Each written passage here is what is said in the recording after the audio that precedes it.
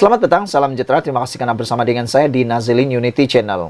1 jam selepas ahli parlimen Kuala Kangsar digantung keahlian oleh Bersatu selama 4 tahun, ini yang berlaku kepada beliau dan juga kepada Anwar Ibrahim.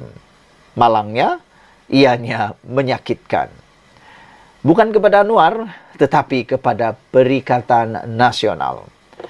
Ahli Parlimen Kuala Kangsar Iskandar Zulkarnain Abdul Khalid akhirnya dihukum gantung keahlian selama 4 tahun oleh Bersatu. Hukuman itu berikutan pengumumannya yang dibuat menyokong kepimpinan Anwar Ibrahim sebagai Perdana Menteri. Dengan hukuman itu, semua jawatan yang dipegangnya dalam Bersatu juga tergantung dengan sendirinya. Tetapi, hukuman itu tidak menjejaskan kedudukan Anwar Ibrahim sebagai ahli parlimen serta nilai 1 undi yang telah diumumkan kepada Anwar Ibrahim sebelum ini. Undi Iskandar Zulkarnain tidak tergantung dengan hukuman gantung yang diterimanya itu. Bermakna, bersama ahli parlimen Labuan, Suhaili Abdul Rahman yang turut mengumumkan sokongan kepada Anwar, kedudukan sokongan majoriti kerajaan perpaduan di parlimen kekal tidak berubah dengan jumlah 149. Dalam erti kata lain, hukuman gantung keahlian itu tiada apa-apa kesan, baik kepada Iskandar Zulkarnain dan juga untungnya kepada Anwar Ibrahim.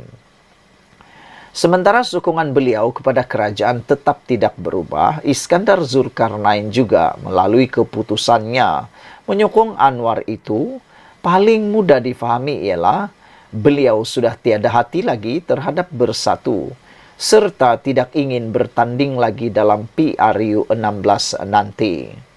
Gantung atau tidak gantung, hati dan jiwa Iskandar Zulkarnain sudah tiada kepada Bersatu. Menyimpan lagi beliau selama 4 tahun melalui hukuman gantung hanyalah kerja sia-sia buat Bersatu. Bukankah lebih baik dipecat saja dan padamkan terus namanya daripada Bersatu?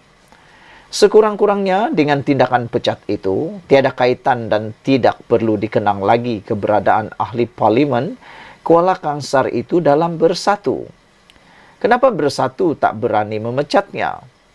Di sudut lain, tidak berani memecat juga memperlihatkan kelemahan Bersatu dan ketidaktegasan parti itu dalam menguatkuasakan disiplin.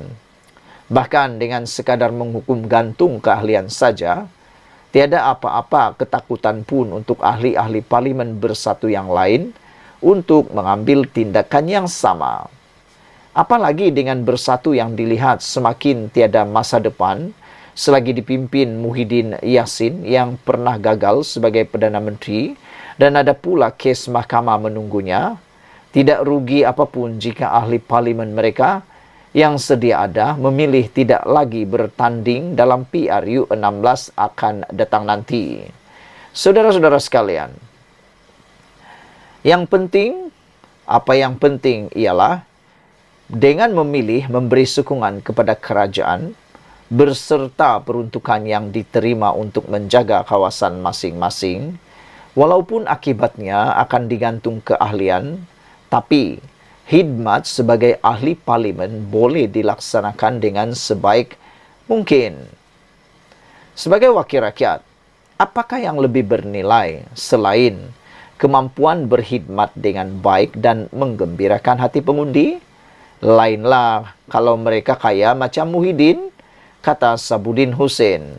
Beberapa komen daripada netizen cukup melucukan. Ada yang mengatakan bahawa tanya saja Hadi Awang apa yang perlu dilakukan lagi. Ada juga yang mengatakan bahawa mereka mahu supaya cepat-cepatlah daripada PAS pula memberikan komen tentang hal ini. Sebelum kita berpisah, jangan lupa tinggalkan komen Anda. Komen Anda itu percuma. Dan yang lebih penting, bantu saya menekan butang subscribe itu percuma untuk mengembangkan channel ini. Sekian dulu untuk kali ini. Jangan lupa tinggalkan komen Anda. Sila tekan butang subscribe. Malaysia kita punya, kita jaga sama-sama cintai Malaysiaku. Bye-bye.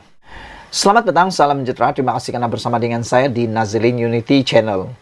12 jam selepas heboh keputusan Perikatan Nasional secara muktamad menamatkan rundingan untuk mendapatkan peruntukan daripada kerajaan, ini yang terjadi. Hampir nak pecah kepala kita nak memikirkanlah. Hampir macam bengong juga kita memikirkan dengan pendedahan ini. Dan ianya pasti akan menimbulkan kesan negatif kepada Perikatan Nasional. Kesian juga karena belum sampai 12 jam selepas mengumumkan keputusan tidak lagi mau meneruskan rundingan, menamatkan rundingan itu, akhirnya ini pula yang kita peroleh. Artinya, ahli-ahli parlimen Perikatan Nasional kini boleh datang secara individu kepada kerajaan untuk membincangkan soal peruntukan. Kerana semalam, melalui Perikatan Nasional dalam kenyataan itu mengatakan Perikatan Nasional telah menghentikan perundingan dengan kerajaan untuk mendapatkan peruntukan parlimen. Maknanya, kalau secara en blok ataupun Perikatan Nasional dah berhenti, makna erti kata ahli-ahli Parlimen Perikatan Nasional kini boleh datang secara individu pula dengan kerajaan untuk bincang soal peruntukan. Sebagai reaksi kepada kenyataan Ketua WIP Perikatan Nasional Taqiyuddin Hassan yang menegaskan pihaknya telah menghentikan rundingan dengan pihak kerajaan bagi membincangkan soal peruntukan kepada ahli-ahli Parlimen Blok Pembangkang, Perdana Menteri Anwar Ibrahim mahu mereka terus mengadakan perbincangan. Katanya, mereka perlu terus mengadakan perbincangan dengan timbalan Perdana Menteri II, iaitu Fadilah Yusof, berhubung permohonan peruntukan bagi parlimen masing-masing. Bincang dengan timbalan Perdana Menteri Fadilah, katanya ringkas. Ditanya tentang dakwaan Taqiyuddin bahawa ada syarat yang perlu dipatuhi oleh ahli parlimen pembangkang sekiranya ingin mendapatkan peruntukan tersebut, Anwar berkata tiada. Jadi kalau sebelum ini Taqiyuddin kata ada syarat-syarat tertentu yang kononnya perlu dipatuhi oleh ahli parlimen pembangkang sebelum mereka diberikan peruntukan tersebut, Anwar Ibrahim kata tiada. Kalau dah tiada, tiadalah kan. Perdana Menteri kata tiada. Tapi tak tahulah. Taqiyuddin pun menggantung-gantung kenyataan beliau. Beliau tidak secara detail memberitahu. Dia hanya gantung-gantungkan saja. Tak tahulah. Mungkin takut kena saman ke apakah. Tak tahulah. Jadi Anwar Ibrahim kata tiada. Apa makna semua ini? Ini bermakna.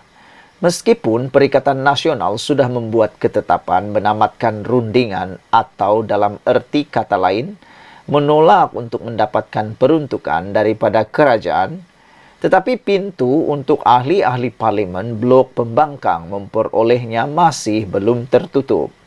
Mereka kini boleh datang secara individu untuk mengadakan perbincangan dengan Fadilah berkenaan peruntukan tersebut.